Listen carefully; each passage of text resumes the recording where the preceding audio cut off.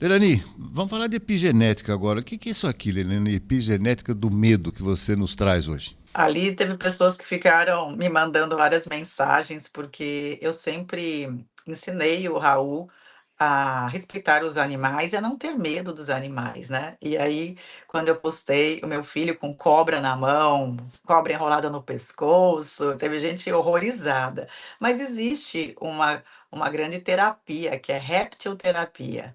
Então, eu sempre oriento, principalmente para os pais que estão com crianças que estão introvertidas ou passando por dificuldades, que não sabem validar suas emoções, e esses animais despertam a criança na questão cognitiva. Então, além de o básico, cachorro e gato, hoje nós temos outros animais aí que podem ajudar muito a regular as emoções de uma criança. Então, eu estava falando sobre o medo, né, Roberto? Que tem a epigenética nos mostra que às vezes tem uma pessoa pavor da cobra. Só que um estudo mostrou que dois grupos de macacos foram testados. Um grupo, ele não, ele foi picado por cobra.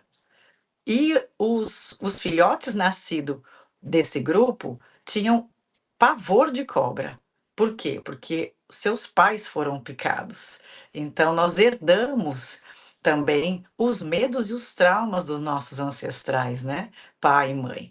E outro grupo que foi criado no meio das cobras, brincando e se divertindo, os filhotes nascidos nesse meio não tinham medo de cobra. Então, às vezes, o seu pânico, o seu pavor, o seu medo está associado também a traumas que você herdou. Então, é importante a gente entender um pouco da epigenética. A gente precisa de um padrão de comportamento, de hábito, porque às vezes você faz isso de uma forma inconsciente, né? Esse pânico, esse medo, qualquer comportamento que você tenha pode ter sido adquirido através da sua epigenética. Então, é importante a gente um pouquinho da ciência também, porque às vezes os nossos traumas, os nossos medos, não é nosso. É do nosso pai, da nossa avó, da nossa tataravó. Então, esse final de semana foi muito engraçado, porque tem gente que viu a gente brincando com cobra e achou isso. Meu Deus do céu! São tudo louco, né? Tá, mas ainda nessa questão do medo, Lelani, o medo é um importante componente de proteção, não é não? Sim, o medo nos protege, mas também ele também pode ser um grande procrastinador da nossa vida. A hora que o medo nos trava, ele já começa a prejudicar a nossa vida, a nossa performance de dar o primeiro passo, porque mesmo com o medo, você também tem a coragem, os opostos. Medo e coragem têm que estar juntos ali, porque mesmo com aquele frio na barriga, você precisa ir. Você precisa dar esse passo. Agora, se o medo ele está te paralisando, esse medo ele não é natural. Ali existe uma fobia, ali existe um trauma grande e precisa olhar para isso. Precisa entrar com psicoterapia, com psicanálise, com algum tratamento mesmo para quebrar. Da onde vem essa origem do medo? Por que de tanto medo? Porque o medo é importante para a nossa proteção, sim, mas não a ponto de te paralisar, né, Roberto? Tem vamos dizer assim, né? Tem que ter um limite, né? O excesso de medo também faz com que a gente muitas vezes não tome decisões, como você falou, procrastinar, né? Você vai adiando por medo, e aí você perde. Você pode perder, inclusive, uma grande oportunidade de dar uma virada de mesa na sua vida, né, Leonie? Sim, eu conheço pessoas, Roberto, que deixaram de ter um crescimento profissional na vida por não voar.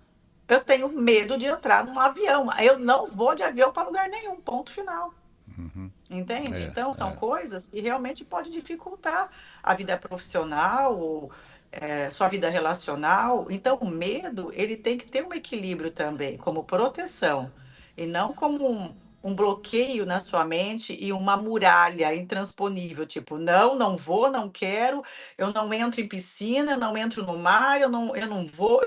Começa a limitar a sua vida. Então, esse medo começa. Então, medo. Não é só o medo de uma coisa, você começa a viver com medo de tudo.